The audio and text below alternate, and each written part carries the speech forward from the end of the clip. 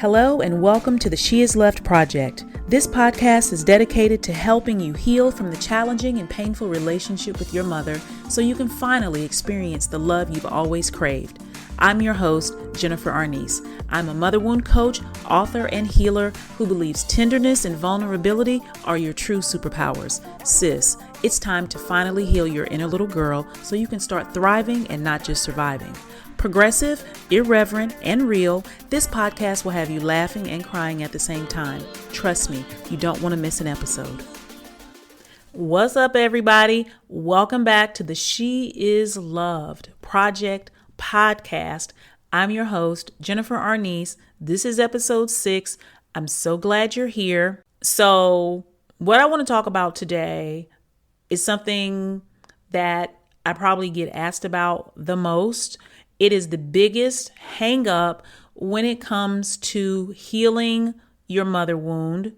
It is, I don't want to say it's like mother wound healing 101, but really it is. Like, you need to know this if you're going to properly embark on healing from a challenging and toxic and painful relationship with your mother.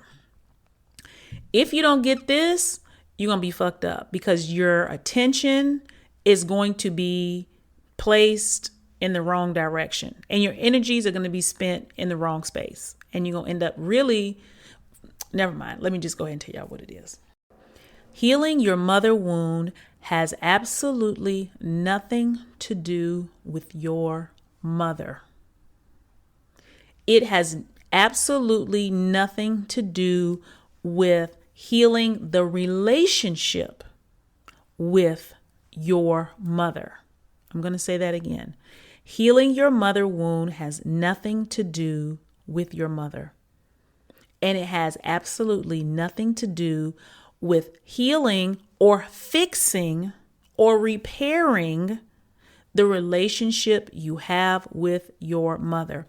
Healing your mother wound is about healing the relationship you have with yourself.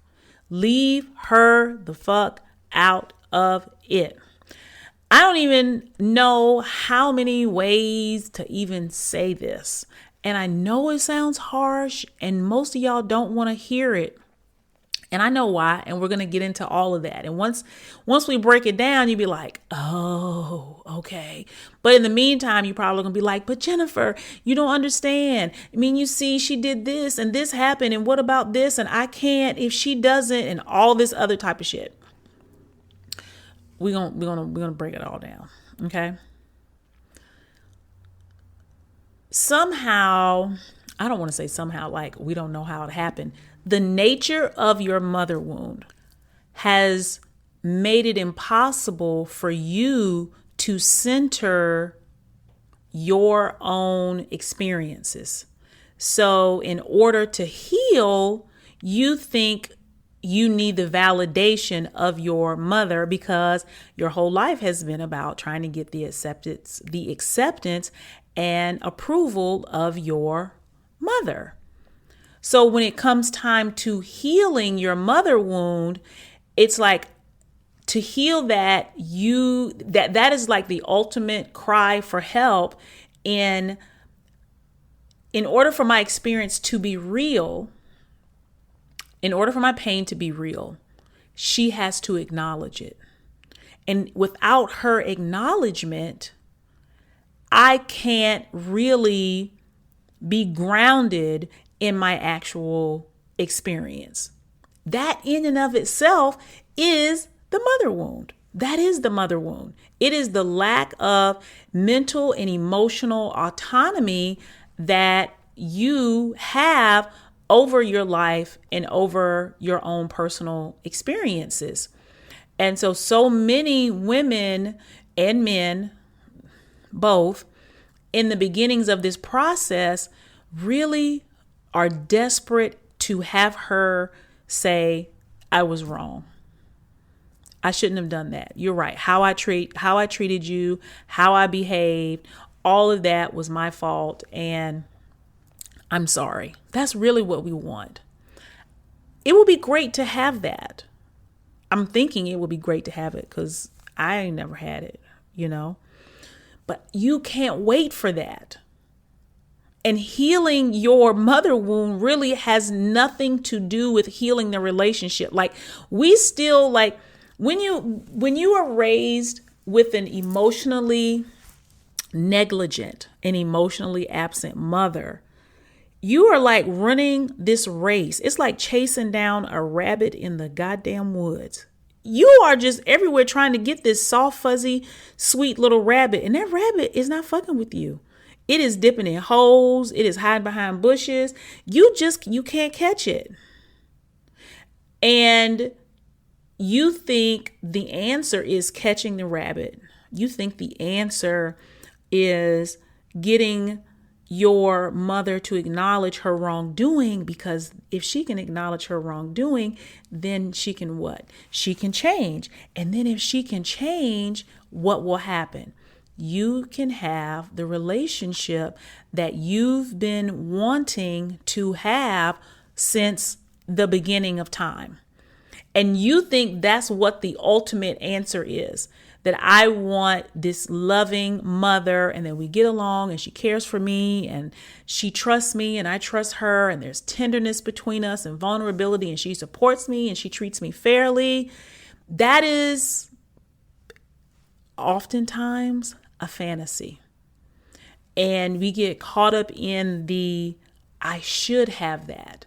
That is what she should be doing. That is what she should be giving me. And it's like, I'm going to make her give it to me.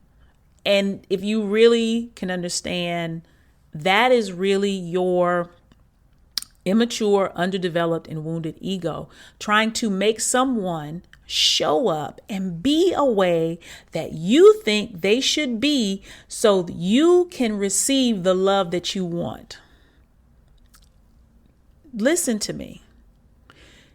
Where else are you doing that in your life? I know somewhere else. So if it looks crazy in how you're doing it with a partner or friendships, it's the same. That's where you learned it.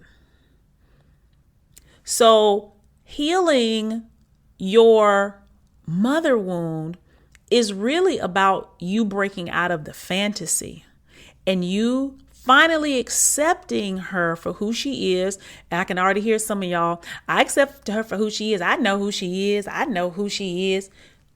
Accepting her, forgiving her. That doesn't mean going back. And hold on. Let me talk about forgiveness. That is not the priority. The priority is not to forgive her. It really isn't.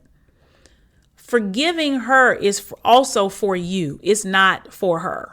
So, and it is, and from my experience, it is something that happens as you are able to fill yourself up with the love that you need and to build the relationships in your life that create that safe space for you. The demand that you have of your mother begins to diminish. So it doesn't even look like forgiveness. You just realize, oh, there's a better version of what I wanted somewhere else. Now, in order to get to that, there is a grieving process. And it's not grieving the mother that you have. It's grieving the mother you never had.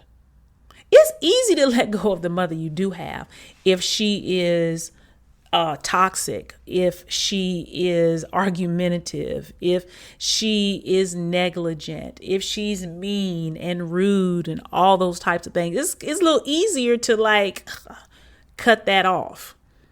What's harder is to let go of the mother we always wish we would have had. The dream that still lives in us about who we want her to be and what our life could be if we had that. Because we know how different our lives could have looked if we had this emotionally attuned mother who nurtured us and saw us and validated us and protected us, right? And we looked at that was her job. And for her not to do the job that we feel she should have done, it's really hard to accept that because we have the fantasy that still exists in us, right? So oftentimes my clients think that healing the relationship with the mother, getting her to understand, is like you're hung up on that. You're hung up on, I want her to acknowledge it. Because the enmeshment, the emotional enmeshment, even though the relationship is challenging, painful, and toxic, we still don't have our own thoughts and our own emotions. How we feel about ourselves is still directly tied to how she feels about us. What we want for ourselves is directly tied to what she wants for us. What we believe we deserve in life is directly tied to what she believes that we deserve in life. There's no separation. I call it the energetic umbilical cord. It's still attached. You're still feeding off of the energy that she has for you, and you don't know how to feed yourself emotionally. You don't know how to nourish yourself emotionally and find other ways to get your nourishment. You only know it from this one space. And it's interesting because you can have an emotionally negligent mother and you all still be deeply enmeshed.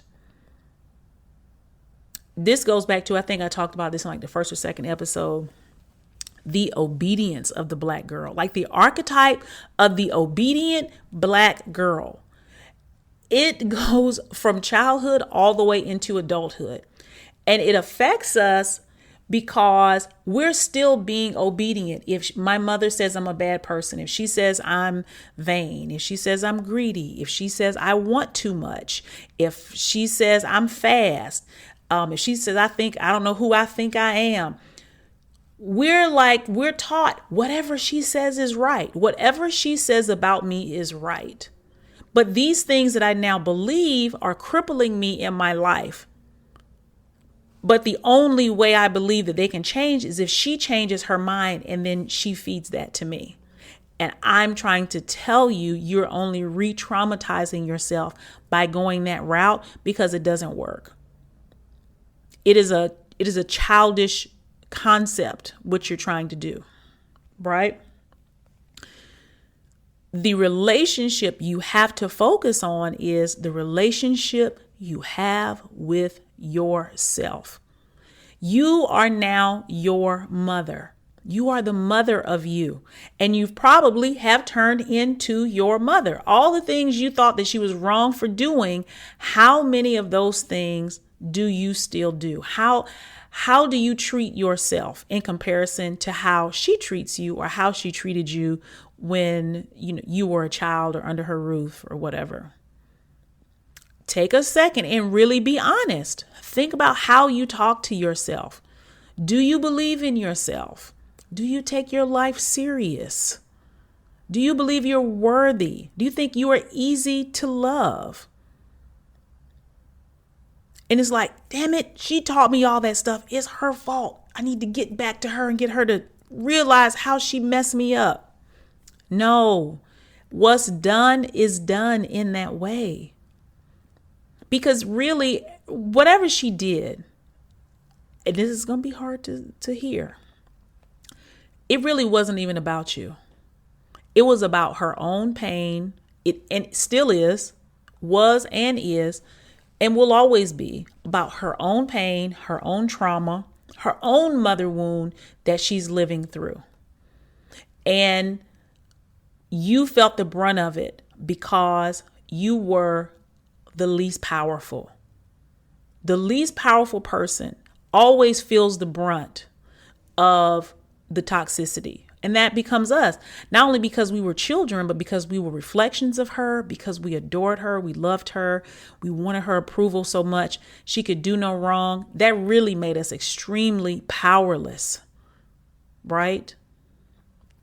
So I hope you can hear what I'm saying, because I've had times where I've had to talk to people for an hour or more trying to get them to understand it has nothing to do with her.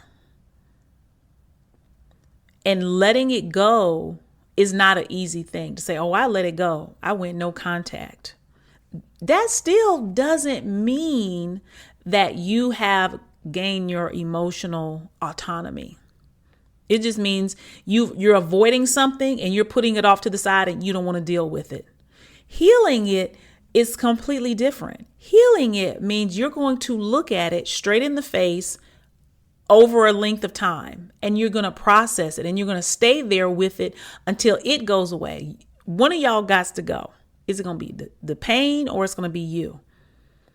That is the real process. And you do that through reparenting yourself. Healing your mother wound is about healing the relationship you have with yourself. It is about centering yourself.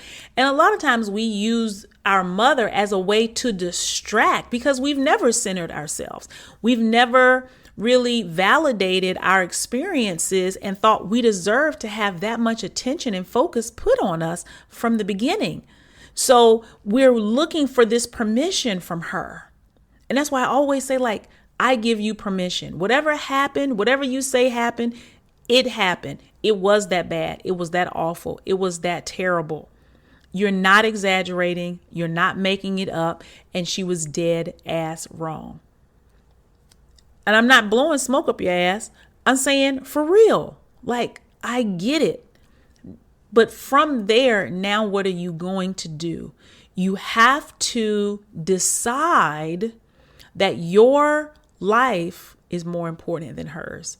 That hurts to even say. Oh my God. I feel like there's just such, it's just such a selfish thing, it sounds like, right? Even when I said it, I wasn't even prepared. Like, your life has to be more important. And that makes us feel like a bad daughter. So we're all these things are happening. And I do think this becomes a Black mother wound thing to a degree, because the pressure that Black girls and Black boys, I still think daughters have it even harder, to respect their mothers, to honor their mothers, is such a ball and chain to carry around. It is so soul crushing for our priority to be to uplift this person who does not really mean us well, who has not shown up for us in a way that makes us feel valued, loved, seen, trusted, cared for, nurtured. Instead, we feel shamed, abandoned, and rejected consistently by this person. And yet we still have to put up some type of front and see them as, put them on this pedestal. And that messaging is so toxic. It's so freaking toxic. And you have to break out of that to be able to see that you are more important than the relationship. The relationship between mother and daughter is not the most important relationship now. As a child, it was the most important relationship. It was the first love of your life. It was what shaped you. It showed you, for better or worse, how to see the world. Was the world safe? Was the world dangerous?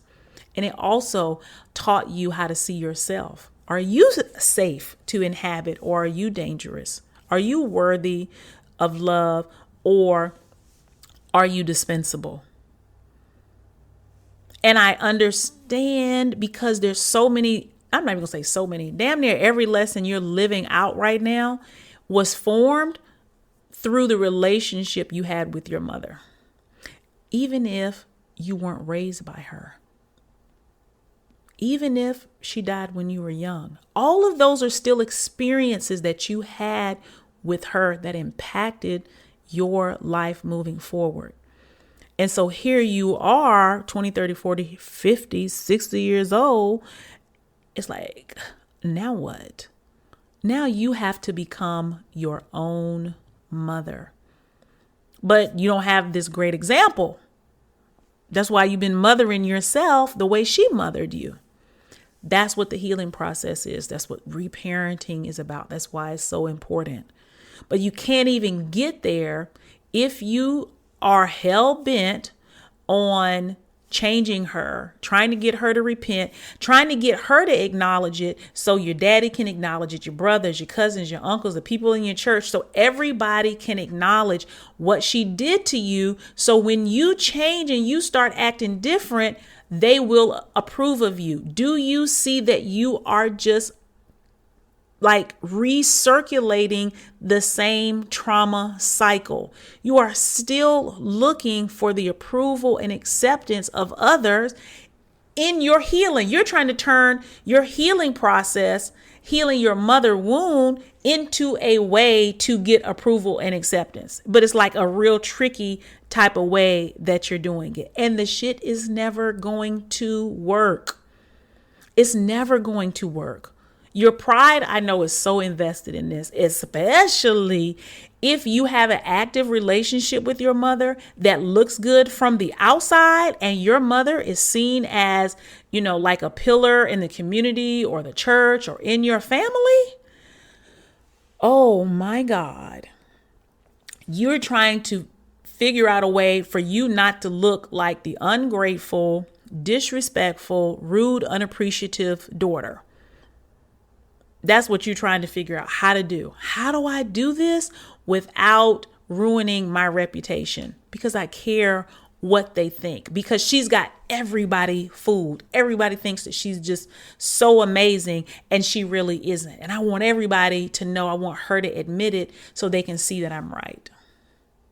And then I can move forward. That's what I need in order to heal.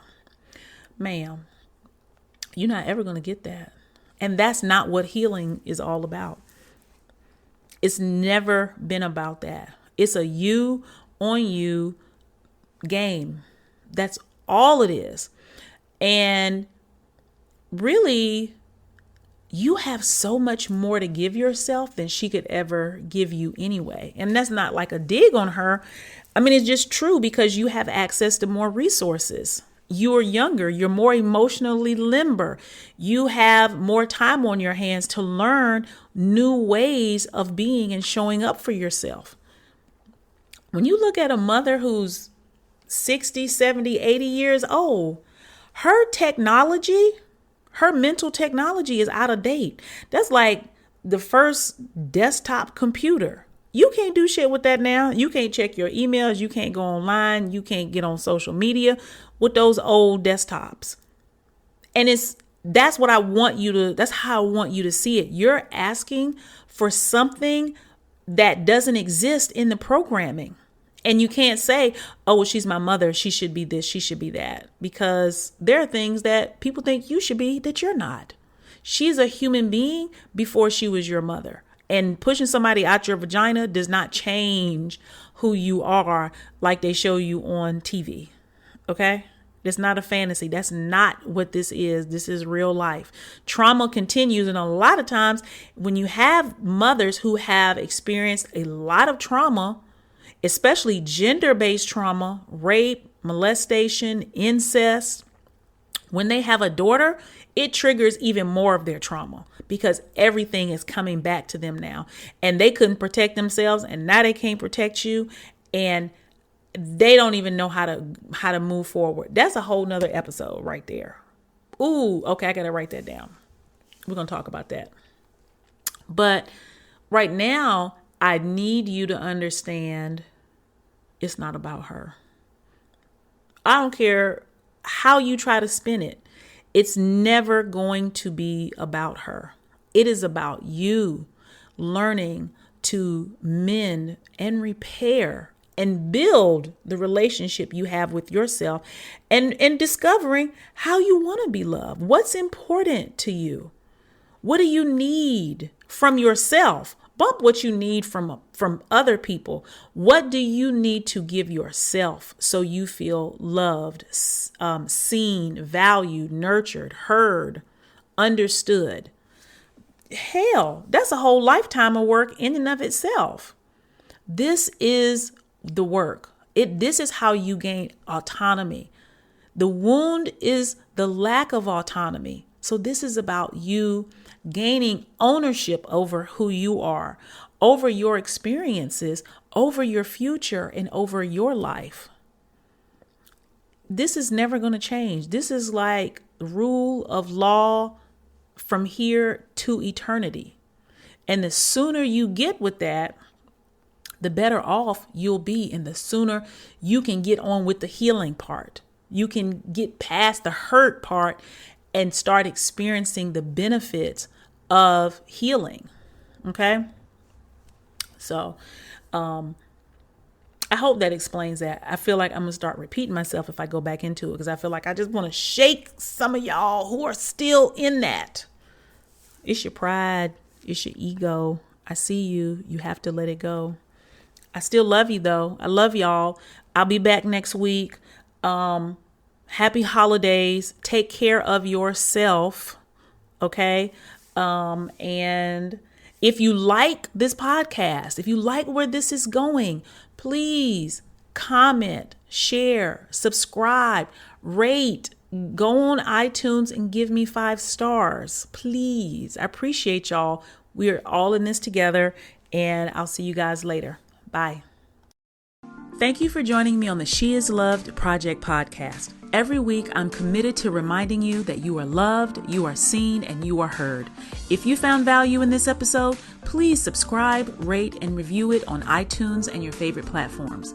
And if you're feeling really supportive, click the link in the show notes and consider supporting me via Patreon. This community support goes a long way.